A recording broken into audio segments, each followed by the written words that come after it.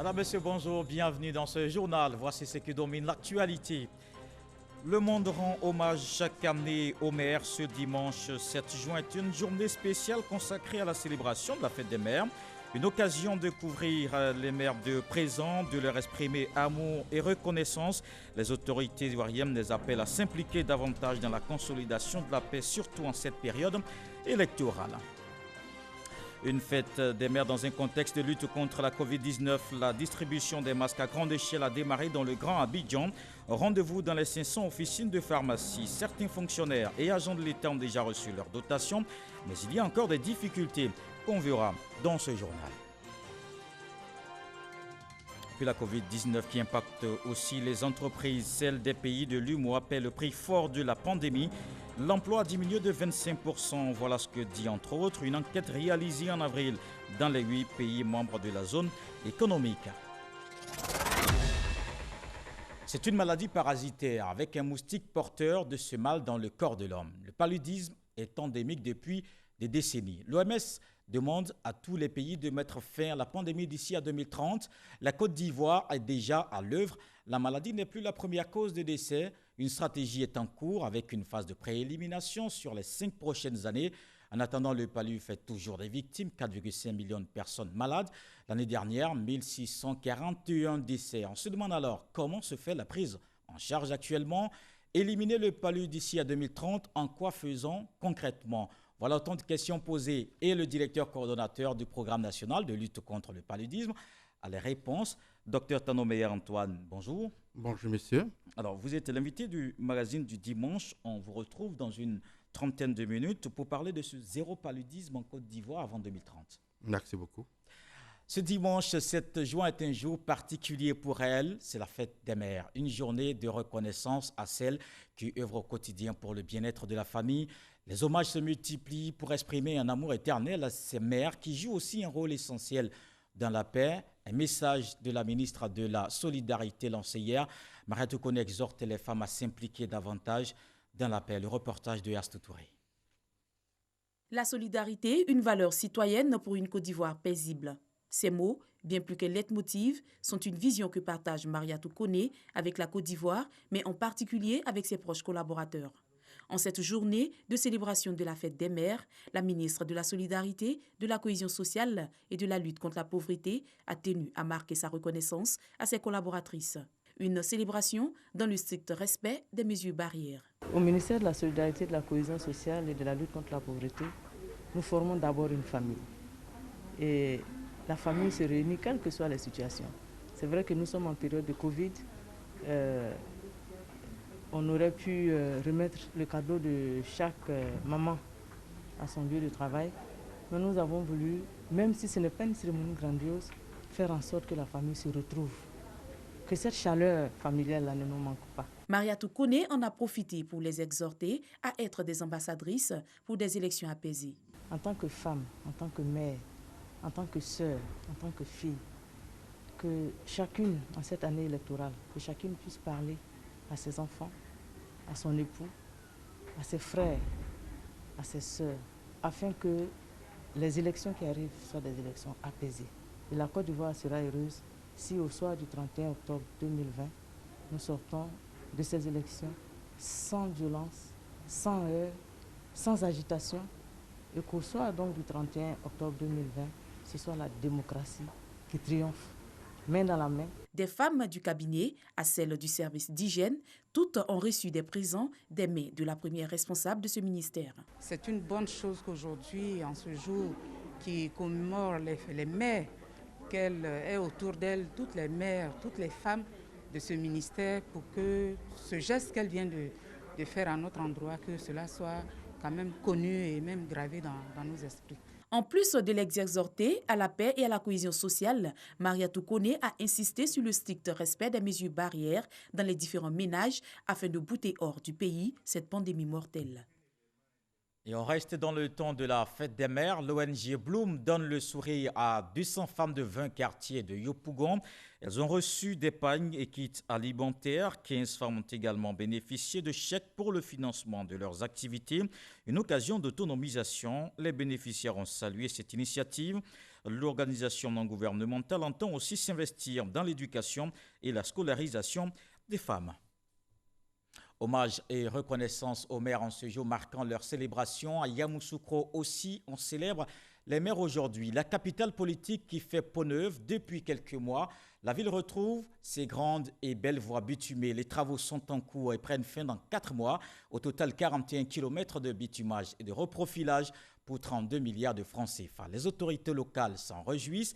Les populations s'impatientent de retrouver le Yamoussoukro d'antan en route vers ce passé glorieux avec Kader Sogodogo. Place Jean-Paul II de Yamoussoukro. Nous sommes dans l'après-midi du mercredi 18 septembre 2019. Alassane Ouattara, président de la République, lance les travaux de réhabilitation des routes de Yamoussoukro. 37 km de bitume et 4,4 km de route en terre. L'État décaisse ainsi 32,4 milliards de francs CFA pour redonner vie à la capitale politique. Avant la route, déjà, à travers le district autonome, il était question d'infrastructures sociales. Depuis le mois de mai 2011, où j'ai été nommé gouverneur, à ce jour, ce sont 95 projets qui ont été réalisés, totalement terminés, achevés et donnés aux populations. Nous avons autour de 360 000 habitants. Sur ces 360 000 habitants, nous avons 65,5% qui ont moins de 25 ans. Et sur ces 65%, 40% ont moins de 14 ans. Vous comprendrez avec moi que nous avons priorisé donc l'éducation, la santé et le social, l'électrification, l'hydraulique villageoise et le reprofilage des routes. 4 mois avant la fin du délai d'exécution des travaux de voirie, dans un pays qui n'échappe pas au contexte mondial, la Covid-19, les choses semblent avancer sur le terrain. Yamoussoukro, jadis la belle, retrouve peu à peu les attributs d'une beauté en pleine résurrection. Cette rue part d'Abidjan et qui passe derrière l'hôtel président, entre l'hôtel président et le golf club, passe devant l'ancienne maison du PDCI, passe devant la fondation et traverse entièrement du Labourou en passant par un carrefour qu'on appelait Pont Bédier. Mais tout ce parcours a été totalement bitumé. La rue qui est parallèle à cette rue, qui mène au commissariat du 2e arrondissement et à un autre endroit qui s'appelle Grande École, va être totalement rebitumée aussi. Ainsi qu'encore plus bas, la rue qui passe devant le centre Moffettet et qui sort vers la mosquée va être totalement rebitumée. L'autre rue aussi qui part du carrefour de la pharmacie des mosquées et qui remonte et vers la mosquée est elle aussi en train d'être totalement rebitumée. Donc le bitumage de Yamoussoukro va concerner tous les quartiers. Des routes à réhabiliter, mais également des routes bitumées pour la première fois. Sur le terrain, des visites de chantier sont régulièrement organisées. Aucun détail n'est négligé. Le ministre a demandé qu'on vienne voir, d'abord dans un premier temps, l'état d'avancement de ces travaux, et puis en même temps si les dispositions sanitaires sont prises sur nos chantiers par rapport au Covid. Sur les 41 km, il y a 16 km qui sont terminés, le reste est en cours. Nous sommes ici sur la voie qui mène à l'hôtel parlementaire. On a décidé de faire la boucle en même temps pour qu'on puisse ressortir de l'autre côté. On sait très bien que la canne arrive et le stade n'est pas loin. Voilà. Donc dans l'ensemble, les travaux se déroulent très bien. La pandémie n'aura en rien freiné la marche de Yamoussoukro vers un lendemain prometteur. Il y a 2 grandes phases dans notre chantier. Il y a des voies à réhabiliter. Les travaux que vous voyez ici, c'est des voies à réhabiliter. Donc on va revenir mixer, mélanger la structure existante avec du ciment pour recréer une couche. Et ensuite on fait un tapis d'enrobé. La deuxième phase, c'est des voiries neuves. Donc on recrée totalement la route à partir des pistes qu'il y a actuellement. À un moment donné, les grands hommes, avec de grands esprits, regardent forcément dans la même direction, la bonne. On ne s'auto-proclame pas héritier. On hérite de quelqu'un, on continue son œuvre. Et à ce moment-là, c'est le peuple qui dit que vous êtes un héritier. Depuis que Félix Houphouët-Boigny a bitumé Yamoussoukro, tous les présidents successifs, aucun n'a jamais procédé au rebitumage des routes de Yamoussoukro, sauf le président Ouattara. Et en ce sens-là, il est un continuateur de l'œuvre de Félix Houphouët-Boigny. Nous parlons aussi de la construction d'une autoroute contournante sur 33 km qui va être construite. Les travaux vont démarrer incessamment. qui est un projet qui date de l'époque de Félix Houphouët-Boigny, qui a été repris, actualisé, les capitaux, les fonds ont été trouvés. Et ça aussi, ça va permettre de contourner Yamoussoukro. Ça nous évite 200 morts par an et près de 300 accidents par an. Ça aussi, c'est l'œuvre du continuateur de l'œuvre de Félix Houphouët-Boigny, son Excellence, M. le Président Alassane Ouattara. Le transfert de la capitale est réellement en marche, pragmatiquement.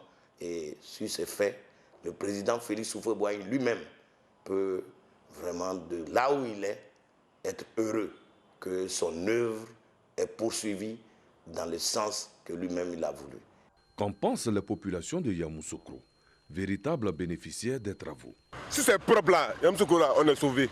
Mais d'abord qu'ils sont faits là, c'est que ça, c'est propre. Il y a des destinations qui coûtaient 200. Le taxi va te dire, bon, pour aller là-bas, il faut 500, sinon je ne vais pas. Et je pense qu'avec ce que l'État de Côte d'Ivoire est en train de faire, en tout cas, je leur tire le chapeau. Ce n'est pas tout. Le bonheur de Yamoussoukro ne s'arrêtera pas en si bon chemin. Réhabilitation de voirie, du CHR, de l'Institut national polytechnique Félix Houphouët-Boigny, dont les résidences vont connaître une extension. La construction d'un stade flambant neuf. Les travaux de rénovation du lycée scientifique. L'amélioration et l'extension des réseaux électriques et hydrauliques. Le gouvernement est au chevet de Yamoussoukro avec de bons remèdes, les meilleurs d'ailleurs.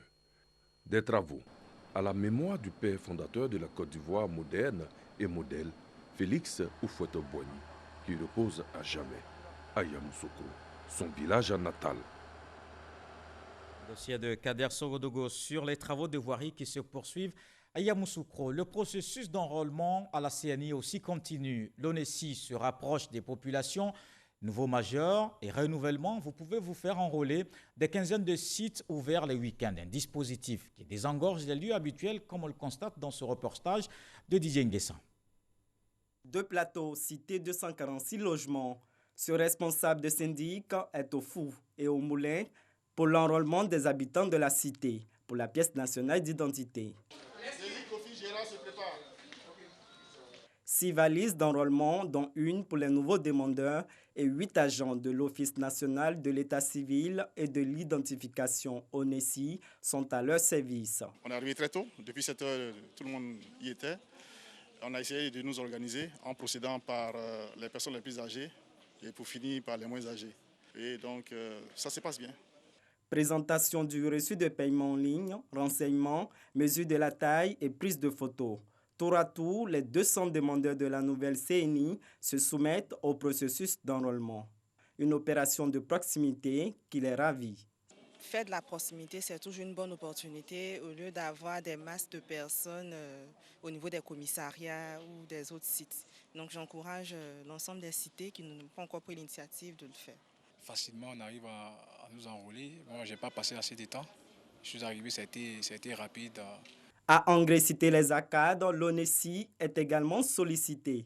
L'idée de faire appel à l'ONESI, qui a été très salutaire pour nous, c'est le fait de l'engouement qui se trouve dans le commissariat et au plateau, les distances, l'occupation de tout chacun de nous, faire appel à l'ONESI, de venir nous assister à l'effet de mieux faire les cas d'identité, dans la tranquillité et de façon très conviviale.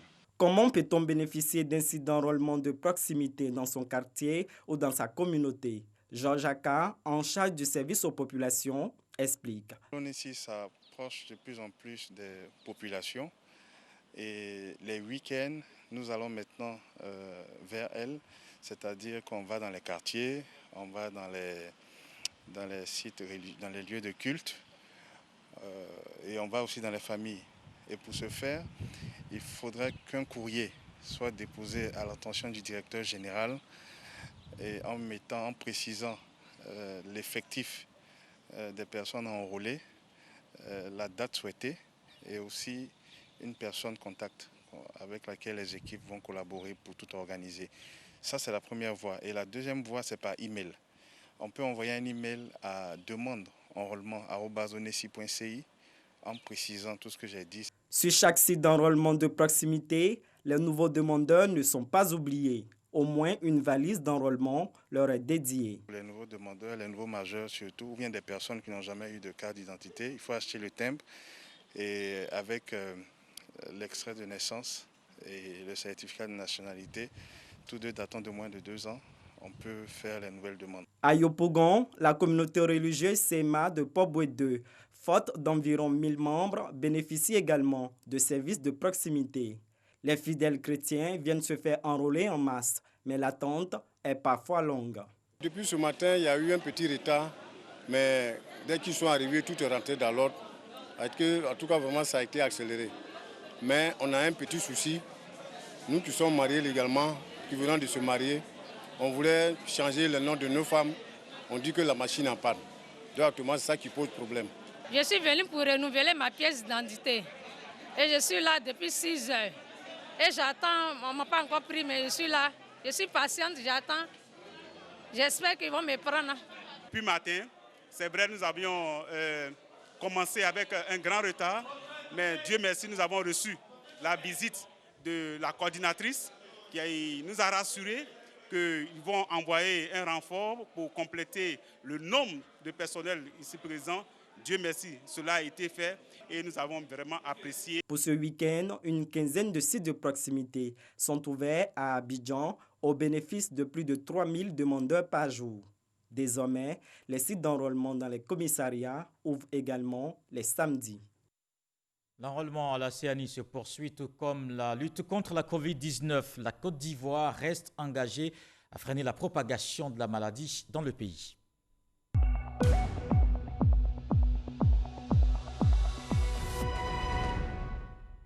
Hier samedi, la Côte d'Ivoire a enregistré 126 nouveaux cas de Covid-19. Le pays compte désormais 3557 cas confirmés, 1750 guéris et 36 décès. Les autorités sanitaires appellent à rester prudents et au respect des gestes barrières.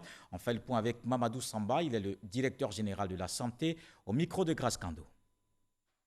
Le ministère de la Santé et de l'Hygiène publique a enregistré ce jour, samedi 6 juin 2020, 126 nouveaux cas de Covid-19 sur 756 échantillons prélevés, soit 16,7% de cas positifs, 146 guéris et 0 décès.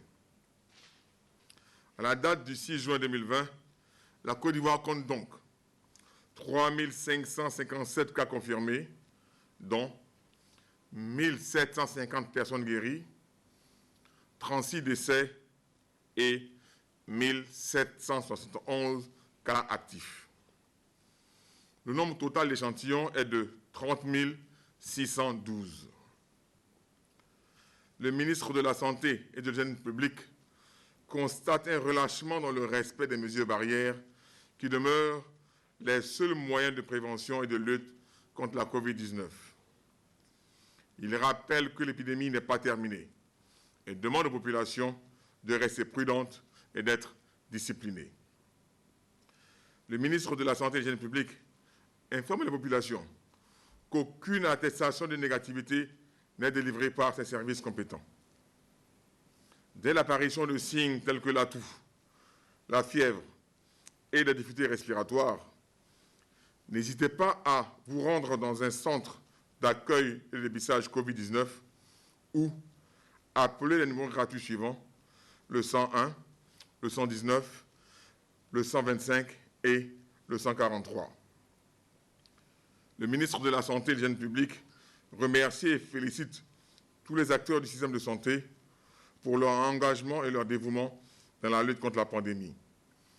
Je vous donne aussi des chiffres en Afrique de l'Ouest. D'abord au Burkina Faso, 888 cas confirmés, 53 décès, 4249 cas confirmés, 47 décès au Sénégal. Au Mali, c'est 1523 cas confirmés, 90 décès. Et puis on compte au Ghana, 9462 cas confirmés, 44 décès.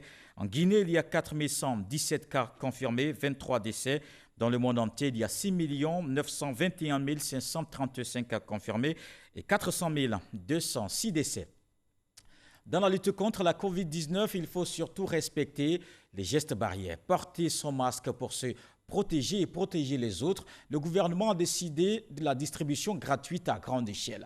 Plusieurs réseaux de distribution sollicités. Vous pouvez par exemple vous rendre dans les 500 officines pharmaceutiques du Grand Abidjan. Mais il y a quelques conditions à remplir. Cheikh Koné nous explique le parcours pour avoir son masque.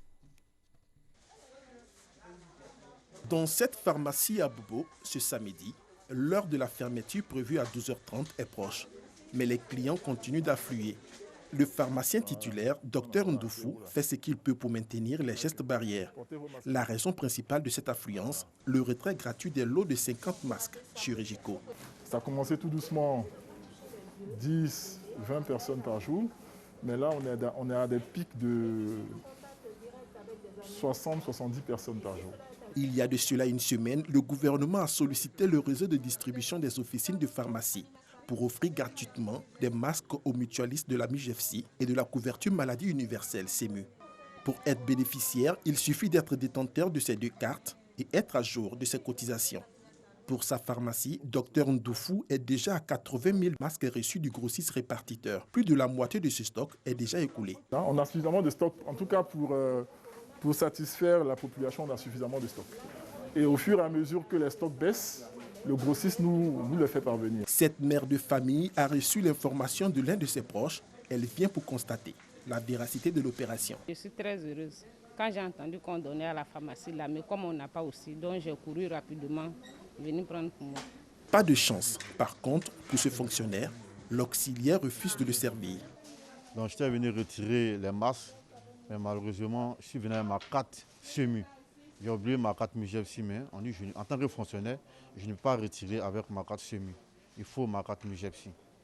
Moi, je suis en service à l'intérieur. Son numéro de sécurité, on nous dit qu'il se réfère à son matricule MUJEFSI.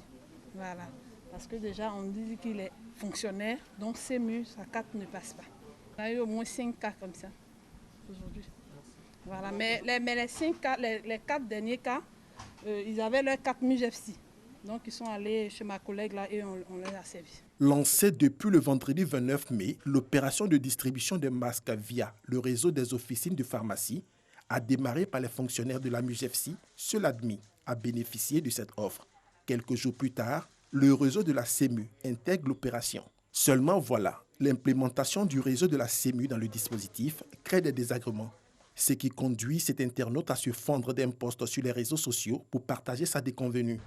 Ce dernier, nous l'avons rencontré à Yopougon Nyangon, 48 heures plus tard, et son problème n'est toujours pas résolu. Je suis rendu donc dans la pharmacie qui est la plus proche de mon lieu d'habitation, donc muni donc de ma carte CEMU à jour de cotisation, donc je présentais à la caissière.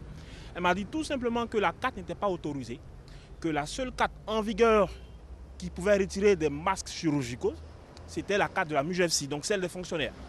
Quelques instants plus tard, Didier sera contacté par la Caisse nationale d'assurance maladie, CNAM.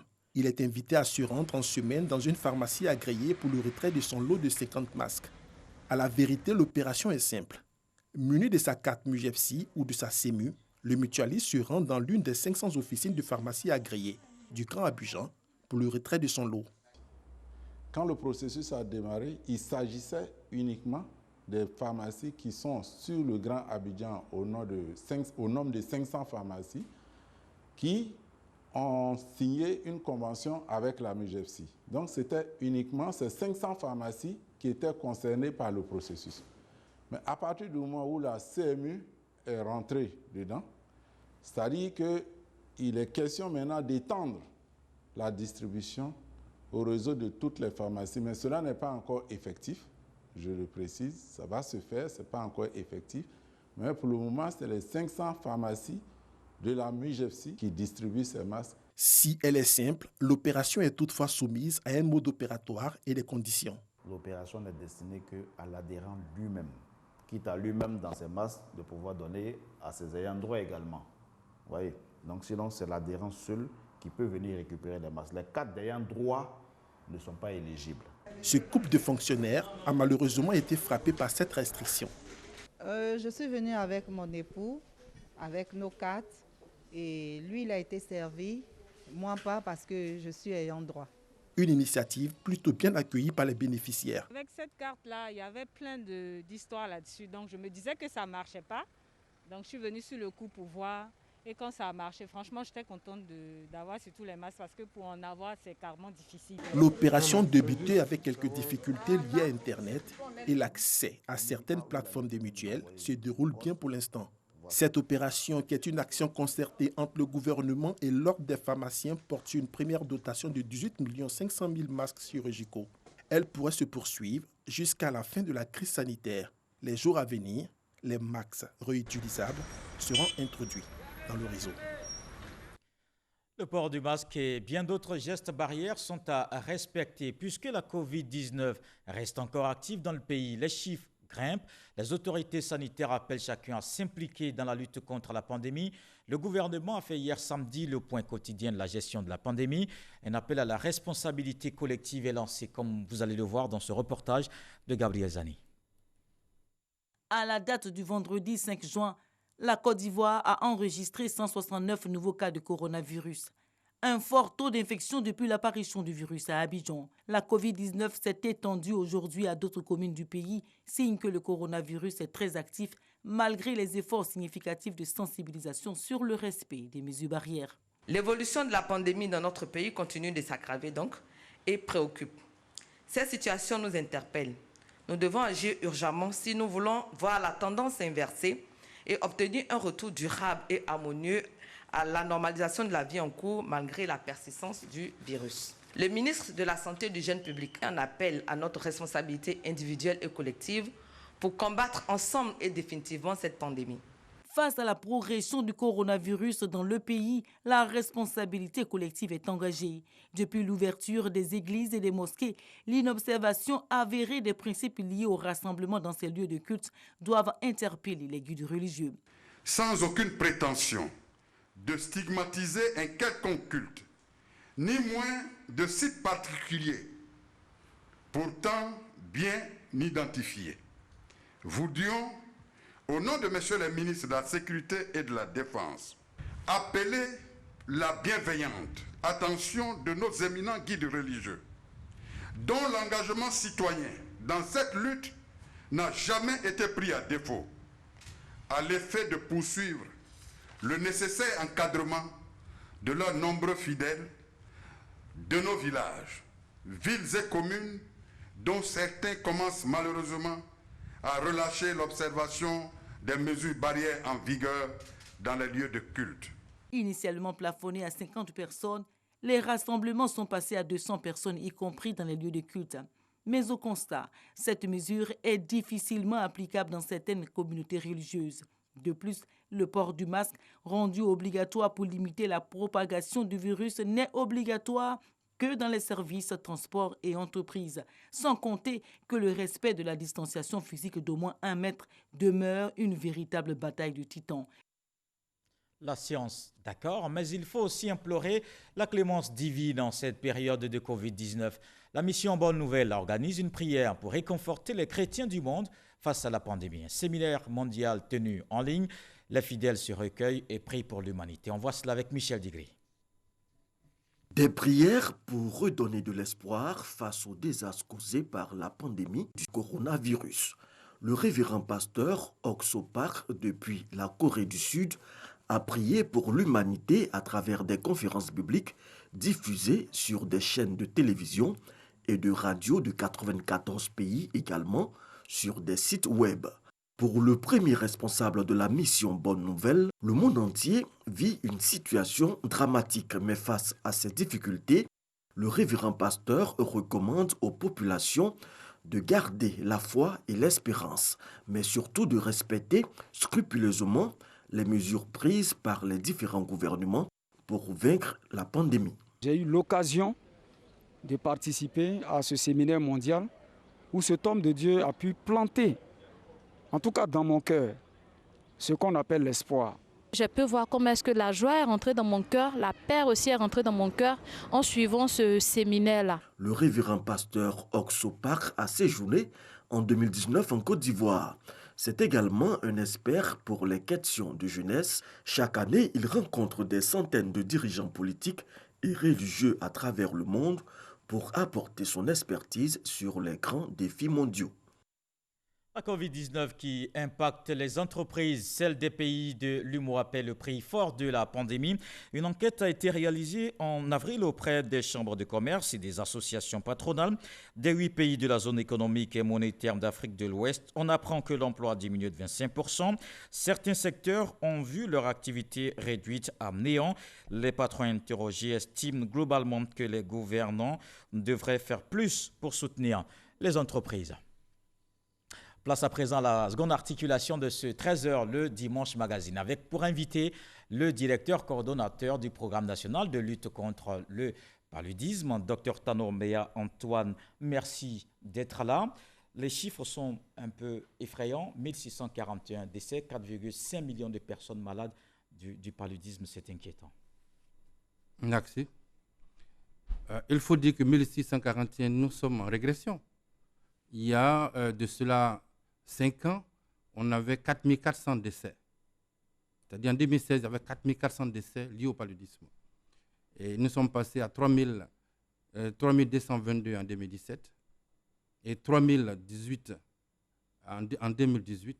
Et nous sommes passés en fin 2019 à 1641. C'est-à-dire en 3 ans, nous avons eu une diminution de 50% de décès liés au paludisme. Mais ça reste encore beaucoup. Oui, et c'est tant mieux d'ailleurs. Mais on se rend compte que dans la zone, par exemple, de Sakassou et beaucoup plus à l'est, c'est là-bas qu'il y a le plus fort taux de malades de la maladie. Ça s'explique comment? Oui, ça s'explique par le fait que, vous savez, notre pays est un pays aussi qui fait beaucoup de riziculture. Et donc aussi, on a utilisé aussi beaucoup de pesticides aussi dans notre agriculture. Dans ce que nous faisons comme les planteurs, ce qu'ils font. Aujourd'hui, dans la zone de l'Est, quand vous prenez à Bengourou, à Niblukro, Sakassou, Nation, Sakassou et Nation demeurent aujourd'hui les deux districts les plus endémiques de Côte d'Ivoire. Et là aussi, là-bas aussi, il y a des zones marécageuses et tout ça. Donc, c'est cela qui explique. Mais là, on a pris des dispositions pour aider ces deux districts-là à pouvoir réduire le nombre de cas de paludisme vraiment dans ces zones. Alors, d'une manière globale, comment se fait aujourd'hui la prise en charge? Quel est le protocole de soins appliqué dans les centres de santé? Le protocole de soins appliqué dans les centres de santé, en dehors de la prévention, si on parle de prise en charge de façon directe, quand une personne a la fièvre et qu'elle vient consulter, lorsque vous arrivez à l'hôpital, vous payez bien sûr votre consultation. Ce n'est pas gratuit. Lorsque vous avez payé votre consultation, que vous venez pour une fièvre, nous allons confirmer cette fièvre par 2 examens qui sont le test de diagnostic rapide ou la goutte épaisse. Une fois que l'infirmier, la sage-femme ou le médecin a confirmé, ce test est payant. Ce test, il est gratuit. D'accord. Dans l'hôpital public, le test de diagnostic rapide et la goutte épaisse, ces 2 tests-là sont gratuits à l'hôpital public. Mais une fois qu'on a confirmé aussi que vous avez le paludisme aussi, le médicament aussi est donné gratuitement. Mais le médicament qui est donné, c'est seulement pour le palu, pas pour la fièvre. Non, c'est le médicament du paludisme qui est le CTA qui est gratuit. Un produit à base d'artémisia, c'est bien ça? Non, une combinaison thérapeutique à base d'artémisinine. Voilà. Donc, ce médicament-là, il est donné gratuitement pour le cas de paludisme simple. Dans le cas de paludisme grave aussi, il y a aussi un décret présidentiel qui donne aussi la gratuité chez les femmes enceintes et les enfants de moins de 5 ans. Donc, un enfant de moins de 5 ans qui fait un paludisme grave aussi, c'est gratuit. Et une femme enceinte qui vient à l'hôpital pour un paludisme grave aussi est gratuit. Donc, le paludisme, le traitement du paludisme, il est gratuit pour tous les tranches d'âge. Alors, vous parlez de gratuité alors qu'il y a des agents qui ont rangé le serment d'Hippocrate. Ce n'est pas toujours le cas. Des cas sont remontés où on a entendu des gens dire que ça n'a pas été gratuit à l'hôpital public. Oui, on a eu des cas comme ça. Je vous dis, je donne un exemple simple. Il y a eu des cas qui ont été remontés jusqu'à Bondoukou. J'ai fait partie d'une équipe qui est allée sur place. Il s'est rendu compte que ce qui nous a rapporté de ce que ces 2 clients aient payé la consultation et ils aient payé les médicaments pour la fièvre. Et le médicament, le traitement de paludisme leur a été donné gratuitement. Donc, il y a beaucoup d'amalgame. Mais ce que vous dites aussi, on peut avoir des brebis galeuses dans toute profession. On ne devrait pas y en avoir. Parce qu'il s'agit quand même de santé. Voilà. Donc, au fait, aujourd'hui, vous faites quoi? Aujourd'hui, on dit aux populations, c'est leur droit de bénéficier gratuitement du traitement et du diagnostic biologique qui est la goutte épaisse et le test de diagnostic rapide. Si un patient se fait payer on lui demande de payer le TDR dans l'hôpital public, ce n'est pas normal. Il a la possibilité de se plaindre. D'abord, se plaindre où? Il fait quoi pour que pour ce soit se plaindre, gratuit pour lui? il peut aller d'abord voir le directeur de l'hôpital, qui est le premier responsable de l'hôpital. Il a la possibilité de voir le directeur du département de la santé. S'il est dans une préfecture, aller voir le sous-préfet ou le préfet. Et on leur demande s'ils doivent payer, que le demande soit fait avec une facture. La population de Côte d'Ivoire aussi, il faut qu'elle nous aide. Parce que très souvent, ils disent ça, mais quand on pose la question, maintenant, ils ne veulent plus dire. Ils sont capables de dire non, moi je n'ai rien dit. Monsieur le directeur, pourquoi pour la fièvre, pourquoi vous ne traitez pas la fièvre? Pourquoi ce n'est pas gratuit, les médicaments de la fièvre? Non, le médicament de la fièvre n'est pas... parce que c'est le médicament du paludisme qui coûte cher. Ce médicament du paludisme qui coûte cher. Et donc, l'État de Côte d'Ivoire, avec ses partenaires, ont pu obtenir et rendre ça gratuit. Parce que, je vous dis, comme on dit, le paludisme est grave parce que l'absentéisme et puis le coût du traitement, le médicament peut coûter à 5 000 francs, une boîte peut coûter jusqu'à 5 000 francs à la pharmacie. Or, l'antipyrétique, c'est 1 000 francs, l'injection qu'on donne. Donc, l'État de Côte d'Ivoire a rendu gratuit ce traitement. D'accord. Alors, zéro paludisme d'ici à 2030, c'est ce que demande l'OMS. On va regarder cet élément de Sidonie Davila. 228 millions de cas de paludisme dans le monde en 2018, selon le rapport de l'Organisation mondiale de la santé 2019. La zone Afrique de l'OMS concentre 93% de ces cas, soit 213 millions. Mais les chiffres démontrent également qu'une baisse remarquable de mortalité due au paludisme est observée dans cette même région, passant de 585 000 décès en 2010 à 380 000 en 2018. En Côte d'Ivoire, sur 4 687 128 cas de paludisme, 1641 décès et 1372 vies sauvées. Aujourd'hui, les experts pensent que le paludisme n'est plus la première cause de mortalité dans le pays. Dans un bilan de la pandémie publié en avril dernier, lors de la Journée mondiale de la lutte contre le paludisme, célébrée tous les 25 avril, le directeur coordonnateur du Programme national de lutte contre le paludisme souligne que le dispositif mis en place par les autorités sanitaires pour réduire, voire éliminer le paludisme dans le pays favorise la mise en œuvre des interventions efficaces pour atteindre des objectifs d'au moins 80% de couverture des populations. Il s'agit entre autres de la distribution de 15 millions de moustiquaires imprégnés à longue durée aux ménages, la dotation de tous les centres de santé publique de plus de 2000 appareils servant à mesurer le taux d'hémoglobine et de détecter l'anémie chez les enfants. Alors, l'OMS veut vraiment en finir avec le paludisme avant 2030, mais ce n'est pas la première tentative. Autour de 1955, on parlait de politique d'éradication. On est venu en 1977 avec politique de contrôle, qui continue encore. On revient pour parler de politique d'éradication. Bon, on espère que cette fois, ça va tenir. Oui, je pense que les années 2050, c'était une très bonne chose. Parce qu'on avait eu des statistiques qui étaient efficaces à un moment donné, qui était le DTT, qui a marché à un moment donné, mais quelques années plus tard, on a connu une résistance. Ce qui fait qu'on n'a pas pu aboutir à ce qu'on attendait. Dans les deux politiques et dans les deux par donc du coup, à un moment donné, aujourd'hui, on parle d'éradication. La Côte d'Ivoire a un plan stratégique. Qu'est-ce qu'on fait à partir d'aujourd'hui? Ce qu'on parle à partir d'aujourd'hui, nous sommes dans une situation de contrôle.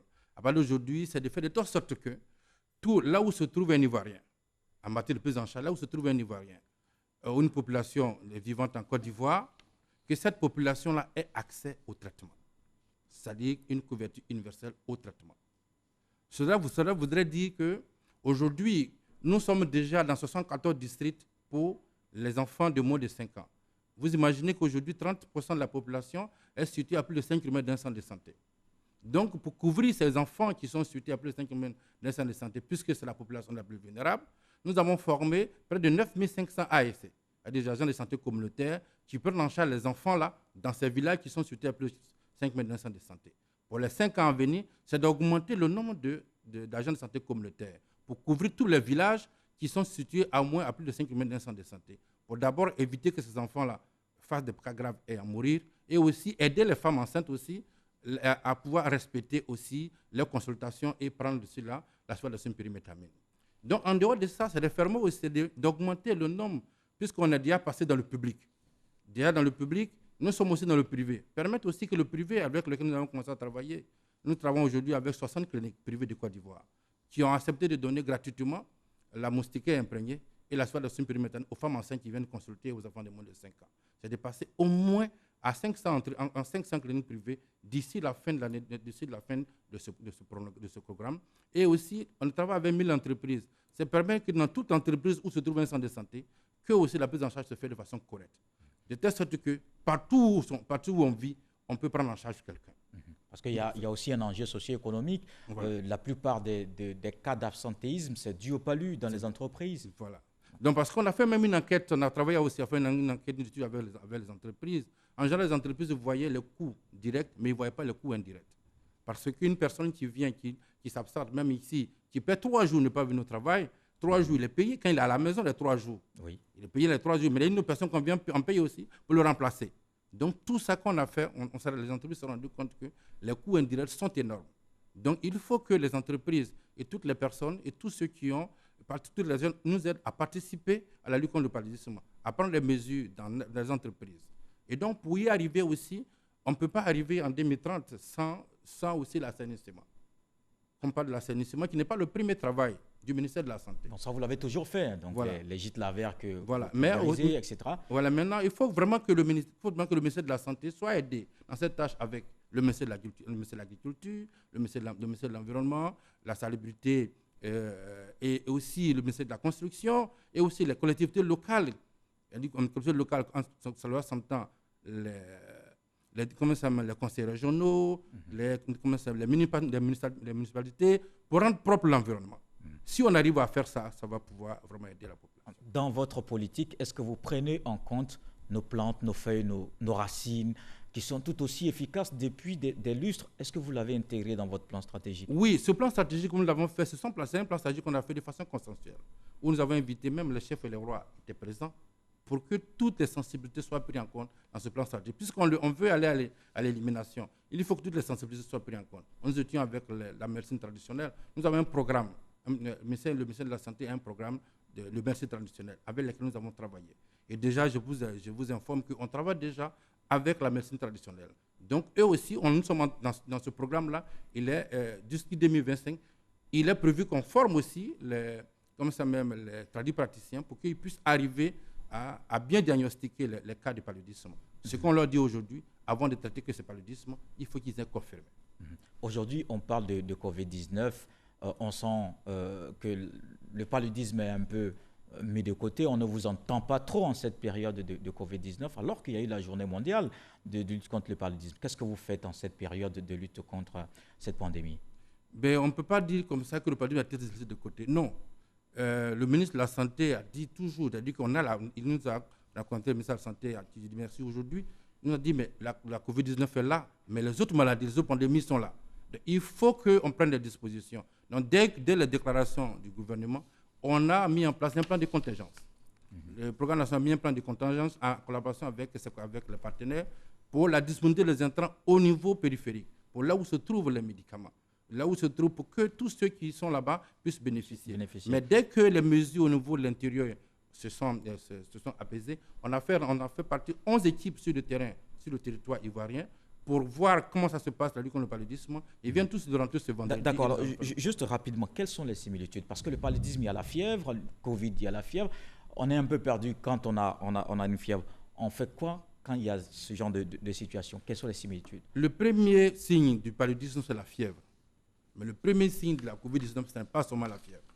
Donc, toute personne qui vit avec une fièvre, qui a une fièvre, doit consulter, va voir un médecin ou un infirmier et confirmer le cas de paludisme. J'ai dit à Matin Bonheur, quand j'étais à Matin Bonheur, dit qu'un paludisme, le premier signe, c'est la fièvre.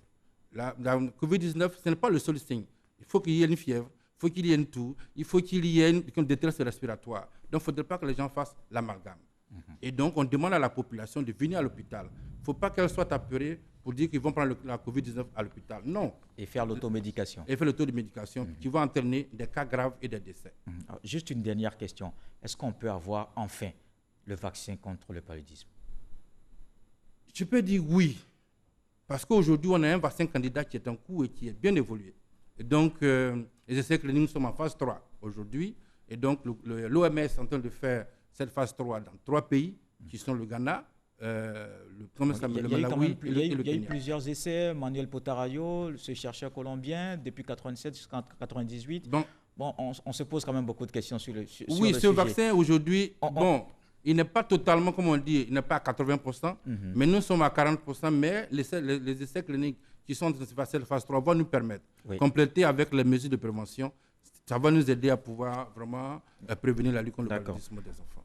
Merci, monsieur le directeur coordonnateur du programme national de lutte contre le paludisme d'être passé pour nous parler de ce plan stratégique de lutte contre le paludisme d'ici à 2030. Monsieur Tano Meya Antoine, merci. Et c'est un dimanche de fête pour les mères. Une très bonne fête à toutes et à tous. Hommage et reconnaissance infinie à vous, mesdames. À 20h, retrouvez justement une dame, Marie-Laure Ngoran. Je reviens juste après, à 23h pour le dernier journal. Excellente journée dominicale.